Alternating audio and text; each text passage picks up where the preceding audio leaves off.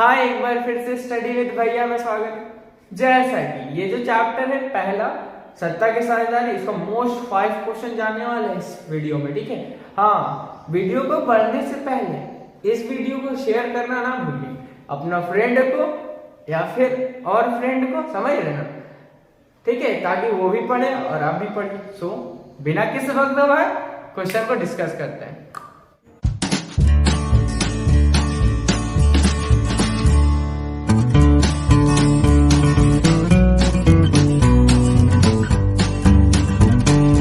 बात करते पहला क्वेश्चन, टॉप 5 में पहला क्वेश्चन, सत्ता की साझेदारी क्यों आवश्यक है? ठीक है, सत्ता की साझेदारी क्या होता है? जैसे हम लोग जानते हैं, जो सत्ता होता है, जो मेरा पावर होता है, उसको बांटना ही सत्ता की साझेदारी कहलाता है। ठीक है, अभी जरूरी क्यों है? ठीक है, पहला बात, जब सत्ता का साझेदारी हो जाता है ना, तो उसके बाद ना जो आपस में जो लोग होता है वहां का, किसी भी देश का, किसी भी राज्य का, उसमें आपस में मतभेद नहीं होता, यानी कि हिंसा नहीं होता है, आपस में टकराव नहीं होता। पहला बात समझ में आई, आपस में टकराव नहीं होगा। दूसरी बात, इसको हम लोग लोकतंत्र का आत्मा कहते हैं। लोकतंत्र का आत्मा कहने का मतलब है, देखिए, कोई भी हम लोग जानते क्या है कि लोकतंत्र मतलब क्या है? लोगों का शासन। अब लोगों का शासन है तो जाहिर सी बात है वहां सबसे ज्यादा हम लोग किसको वैल्यू देंगे? लोगों को देंगे। अब जब सत्ता का साझेदारी बढ़ गया ना, ध्यान समझिए, सत्ता का साझेदारी जब बढ़ जाता है तो सभी लोगों को मिल जाएगा सत्ता, तो आपस में खुन्नस रहेगा, लड़ाई झगड़ा रहेगा, लगेगा कि हाँ लोकतंत्र वाली बात हो रही है। तो इस कारण से भी पहला बात बोले टकराव कम होगा, दूसरा बात बोले लोकतंत्र का आत्मा है, तीसरी बात देश का शासन को आगे चलाने के लिए, देश का तरक्की को या फिर विकास को या डेवलपमेंट को आगे बढ़ाने के लिए बहुत जरूरी होता है। तो 3 बात बताया है। ठीक है, अब सेकंड सवाल, बेल्जियम में सत्ता के साझेदारी की व्यवस्था के बारे में बताइए। ठीक है, बेल्जियम में किस तरह का सत्ता का बंटवारा हुआ ना? ठीक है, हम लोग जानते हैं वहां पे 3 तरह का भाषा बोलने वाले लोग हैं। पहला क्या, जो सबसे ज्यादा डच भाषा बोलता है वहां का लोग। दूसरी बात बोले फ्रेंच भाषा जो बोलता है मैक्सिमम, और मात्र 1% जो जर्मन भाषा बोलते हैं। तो यहाँ पे मैक्सिमम जो बात है ना, वो आपका डच भाषा को है और फ्रेंच भाषा को। तो बेल्जियम में सत्ता का साझेदारी किया कैसे? तो बेल्जियम में ना जो डच भाषा बोलने वाले हैं ना, डच भाषा बोलने वाला सबसे ज्यादा है और फ्रेंच भाषा भी उसके कम है। ठीक, तो लोग क्या किया ना, उन लोग किया कि केंद्र सरकार जो है, केंद्र सरकार उसमें जितना भी मंत्री बनेगा उसमें सेम आधा रहेगा फ्रेंच भाषा बोलने वाला, आधा रहेगा डच भाषा बोलने वाला। ठीक है, समझ में आ रही? पहली बात क्या बोले कि लोग कैसे सत्ता की साझेदारी किया? पहला बात कि आधा जो केंद्र सरकार रहेगा उसमें आधा डच भाषा बोलने वाला रहेगा और आधा फ्रेंच भाषा बोलने वाला रहेगा। ठीक है, मंत्री में, इससे आपस में टकराव भी नहीं होगा। दूसरी बात, दोनों के लिए ना सीट एकदम बुक कर दिया, जैसे जितना भी राज्य सरकार है उसमें बांट दिया उन लोगों को कि हाँ देख भाई, तू फ्रेंच भाषा वाला वहां बैठेगा और जो डच भाषा बोलने वाला ना उसका अलग राज्य रहेगा। ठीक है, लेकिन सब साथ में काम करेंगे, ठीक, आपस में लड़ाई भी नहीं होगा। अब तीसरी बात, तीसरा एक तरह का उन लोग का किया ना, एक सामुदायिक सरकार बनाया। सामुदायिक सरकार कहने का मतलब जहाँ तीनों रहे, चाहे फ्रेंच भाषा बोलने वाला रहे, डच भाषा बोलने वाला भी रहे और आपका जर्मन भाषा बोलने वाला रहे। ऐसे किसी को ना लगेगा कि हाँ थोड़ा सा भेदभाव हो रहा, फ्रेंच जर्मन भाषा वाला को भी नहीं लगेगा। इस तरह का काम किया कौन था? बेल्जियम में सत्ता के साझेदारी का व्यवस्था इस तरह का था। ठीक है, बंटवारा बुझाया ना? ठीक है, अब तीसरा सवाल का बात कर लेते हैं।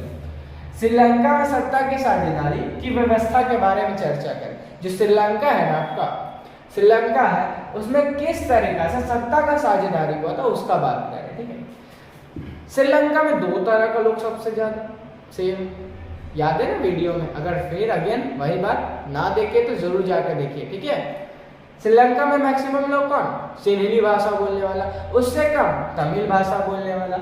अब जो श्रीलंका में ये लोग ना, ये लोग मैक्सिमम लोग पढ़ा लिखा नहीं है, बुझाता है नहीं, इन लोग को बुझाता था, ये लोग ठीक काम कर दिया। अब देखिए लोग दिक्कत क्या होगा वो भी समझ लीजिएगा। ये लोग सत्ता का साझेदारी किया कैसे?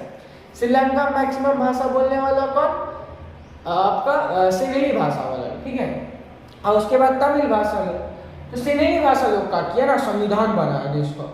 संविधान के अंतर्गत ना जितना भी सरकारी नौकरी वाला हो सब सिन्हली लोग लेगा। जितना भी राजनीतिक पद हो, जैसे मंत्री बनना, मुख्यमंत्री बनना, देश को चलाना वगैरह, कौन करेगा?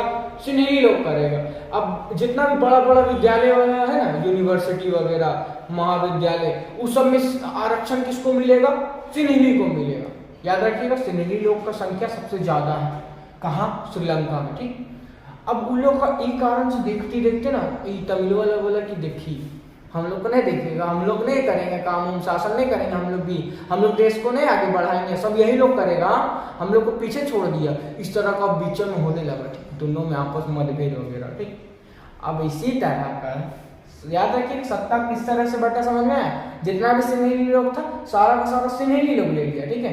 पूरा देश में श्रीलंका में जो जो चीज था सब ले लिया एक तरफा, कौन, सिंहली लोग, और ये तमिल वालों को कुछ नहीं दिया।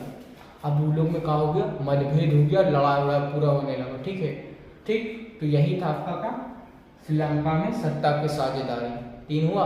अब बात करते हैं चौथा सवाल का। इस चैप्टर का बात करते हैं 4th क्वेश्चन, ठीक है। देखिए क्या है, भारतीय संदर्भ में एक उदाहरण देते हुए सत्ता की हिस्सेदारी का एक युक्तिपरक कारण और एक नैतिक कारण बताइए, ठीक है। 14वां क्वेश्चन है, ठीक है, बहुत इंपॉर्टेंट है।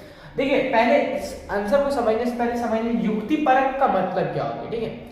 युक्तिपरक का मतलब वो होती है जब हम लोग कोई चीज बहुत सोच समझ के करते हैं ना, बहुत सोच समझ के, ठीक है, तो वो युक्तिपरक कहलाता है। अनैतिक कर्म उसको बोलते हैं कि दया वगैरह करना, या फिर बोल सकते हैं जिसका पीछे थोड़ा मानवता हो गया, ठीक है। जैसे मान के चलिए ना, बोलते हैं हम लोग को बड़ा का रिस्पेक्ट करना चाहिए, ठीक है, तो वो नैतिकता में आता है, ठीक है, नैतिक बोलते हैं, ठीक है। हम लोग को हर कोई से अच्छा बात बोलना चाहिए, चोरी ना करना चाहिए, ये सब नैतिक में आता है। तो युक्तिपरक बहुत सोच समझ के, अनैतिक मतलब समझ में आ गया। अब देखिए भारतीय संदर्भ में एक उदाहरण देते हैं, उदाहरण दीजिए भारत में कि सत्ता का साझेदारी किस तरह से करते हैं हम लोग, ठीक है, दोनों कारण। तो युक्तिपरक का कारण का मतलब समझते हैं। भारत में ना हम लोग जानते हैं भारत बहुत बड़ा विशाल देश है, ठीक है, बहुत विशाल देश है, ठीक है, दुनिया का 7वां नंबर में आता है विशालता में, ठीक है, और यहाँ का जनसंख्या तो और बहुत ज्यादा है, 2nd नंबर पे आता है। तो हुआ क्या ना, युक्तिपरक कारण कैसे समझिए कि यहाँ पर जो जनसंख्या उसको देखते हुए ना सभी को एक समान रूप से सत्ता का साझेदारी किया गया, यह युक्तिपरक में आता है। सभी तरह का विभिन्नताओं को देख कर चलने के लिए, इसी कारण इसको युक्तिपरक में भी आता है, समझ में आ गया। अब नैतिक का पीछे समझते हैं, नैतिक कारण कैसे। वैसे इसका अगर नोट्स चाहिए होगा ना तो ये जो कमेंट बॉक्स हो ना नीचे उधर बता दीजिएगा, ठीक है, मिल जाएगी आपको, ठीक है। नैतिक कारण समझिए, भारत में जो भी पिछड़ा लोग है, ठीक है, हम लोग जानते हैं यहाँ पे बहुत सारा पिछड़ा लोग है, जनजातीय लोग भी है, तो उन लोग को भी आरक्षण दिया गया, सीट दिया गया कि देखो तुम राजनीतिक क्षेत्र में इस तरह से, तुम ही इस क्षेत्र में यही बन सकता है। जैसे मान के चलिए एक उदाहरण देते हैं कि धनबाद में ऐसा हो गया कि धनबाद में ना जो मेयर बनेगा ना ओबीसी वाला बन सकता है, जनरल वाला नहीं बन सकता, तो ओबीसी वाला बनेगा, ठीक। तो एक आरक्षण कर दिया ना कि हाँ यहाँ पे यही बनेगा, तो यही एक नैतिक कारण हो गया कि पिछड़ा लोगों को ना देख रेख के उसको आरक्षण दिया गया कि देखो तुम राजनीतिक सीट में तुम ही बैठ सकते हो, तो ये हो गया नैतिक कारण, ठीक। अब लास्ट सवाल है हम लोगों का, आधुनिक लोकतांत्रिक व्यवस्थाओं में सत्ता की साझेदारी के अलग अलग तरीके क्या है, अलग अलग कौन कौन सा तरीका है सत्ता की साझेदारी का, ठीक है, वो समझते हैं।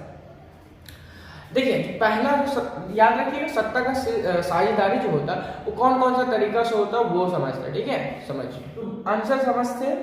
देखिए पहला क्षैतिज का तरीका होता है, क्षैतिज, याद रखिएगा, क्षैतिज, क्षैतिज समझ में आ रहा है, छा से छतरी वाला सुने ना, क्षैतिज कारण, क्षैतिज वितरण बोल सकते हैं, ठीक। उसमें क्या होता है ना, जो मेरा सरकार होती है, ठीक है, उसको अलग अलग तरीका से बांट देता है उसका अंग, जैसे विधायिका होता है, कार्यपालिका होता है, न्यायपालिका होता है, नाम सुने हैं ना, कार्यपालिका जो कार्य करता है, विधायक जो आपका मतलब कानून बनाता है, और न्यायपालिका जो न्याय करता है। तो क्षैतिज कारक मैंने समझा ना, या फिर क्षैतिज तरीका हम का बांट देता है, ठीक है, कौन कौन सा में, विधायिका, कार्यपालन पालिका, न्यायपालिका।